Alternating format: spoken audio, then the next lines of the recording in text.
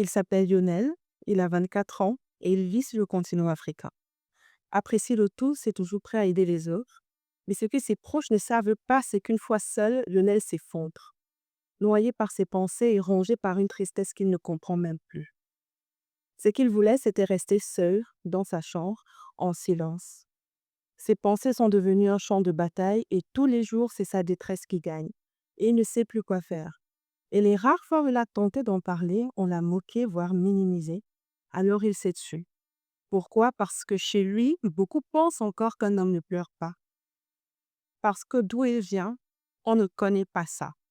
Peut-être qu'ils ont raison, a-t-il commencé à penser. Peut-être qu'il devrait juste sortir, s'amuser un peu, et ça passera, forcément. Bonjour, moi c'est Rika Kono et bienvenue dans ce Vomit Me Shift. Ici, on parle de santé mentale, de guérison et de transformation dans nos communautés. Si tu sens que quelque chose doit bouger en toi, tu es au bon endroit car c'est ici que le shift commence.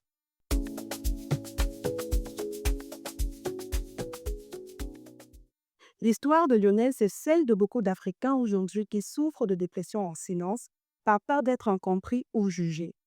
Et dans notre communauté, la relation qu'on entretient avec ce trouble varie selon les profils. Et dans ce contexte, j'en ai identifié trois. En premier, on retrouve le maladroit ignorant. Lui, c'est celui dont les commentaires reflètent souvent son manque de connaissances à ce sujet. Et face à une douleur invisible qu'il ne comprend pas, il a tendance à minimiser ou à banaliser l'état de la personne qui souffre. Pas par méchanceté, mais surtout par ignorance. Et cela se reflète souvent dans ses actions, même comme dans la plupart des cas, il pense aider. Ensuite, il y a le conditionnel culturel. Lui, par contre, il a entendu parler de dépression, mais pour lui, c'est une affaire de blanc, un fléau occidental. Et cette mentalité le pousse souvent à avoir une certaine insensibilité face à la dépression. Et enfin, de l'autre côté, il y a le patient, celui ou celle qui souffre et mais se tait par peur d'être confronté à des commentaires malaisants ou parfois moqueurs. Et j'ai même envie d'aller plus loin et dire qu'il existe une sous-catégorie de patients, ceux qui souffrent mais qui s'ignorent, car ils n'ont pas d'éléments de langage pour exprimer leur mal-être, par faute de sensibilisation ou un manque de dialogue à ce sujet. Et donc, toutes ces postures ont une origine commune, le manque d'information, le manque de dialogue et surtout un lourd silence sur ce qu'est réellement la dépression. Et dans cet épisode, on va poser les mots et on va comprendre tous ensemble ce qu'est réellement la dépression. Avant d'aller plus loin, je tiens à le préciser, je ne suis pas une professionnelle de la santé mentale. Ce que je partage ici est le fruit d'expériences, de recherches et d'échanges et une intime passion de participer à des conversations sur cette thématique. Et si tu te reconnais dans ce que je dis, je t'invite, bien sûr, si tu en as la possibilité, de te faire accompagner par un professionnel de la santé mentale. Revenons dans le vif du sujet. Maintenant, on va dire ce que la dépression n'est pas. Ce n'est pas de la faiblesse, ce n'est pas un caprice, ce n'est pas quelque chose dont on devrait avoir honte d'en parler et surtout, ce n'est pas un état qu'on doit stigmatiser ou encore banaliser. Alors, qu'est-ce que c'est réellement? Par définition, la dépression ou trouble dépressif est une maladie mentale sérieuse. Elle se manifeste par une tristesse profonde et persistante et une perte d'intérêt pour les activités autrefois appréciées.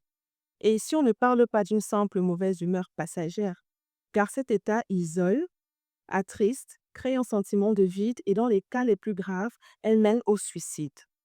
Selon l'OMS, plus d'un milliard de personnes vivent avec un trouble mental et sur le continent africain, on parle de près de 50 millions de personnes. Pourtant, entre 76 et 80% n'ont pas accès à l'accompagnement. Pourquoi? Parce que nos pays sont majoritairement à faible ou à moyen revenu. Et je pense que jusqu'ici, tu es d'accord avec moi que, tout ce que je viens de décrire là va au-delà d'un caprice ou d'une simple paresse, n'est-ce pas? Et il faut le dire, le contexte socio-économique dans lequel on vit joue un énorme rôle sur la santé mentale.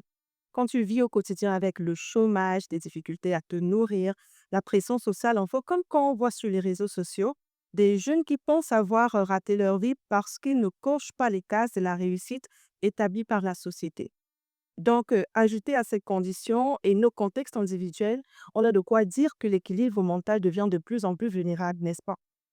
Aujourd'hui, les ressources sont encore limitées, les États font de leur mieux, mais en attendant que les choses changent à grande échelle, c'est à nous d'en prendre conscience pour mieux agir. Parce que ça pourrait bien être ton père, ta mère, ta sœur, ton frère, ou encore ça pourrait même être toi.